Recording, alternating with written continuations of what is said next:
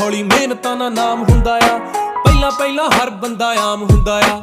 ਦੁਨੀਆਦਾਰੀ ਚੋਂ ਜੋ ਤਰਾਸ਼ ਬਣਦੇ, ਆਪਣੇ ਤੇ ਰੱਖ ਵਿਸ਼ਵਾਸ ਬਣਦੇ ਹੋਏ। ਆਮ ਜਿਹੇ ਮੁੰਡੇ ਵੀ ਨੇ ਖਾਸ ਬਣਦੇ, ਆਮ ਜਿਹੇ ਮੁੰਡੇ ਵੀ ਨੇ ਖਾਸ ਬਣਦੇ ਹੋ। ਆਮ ਜਿਹੇ ਮੁੰਡੇ ਵੀ ਨੇ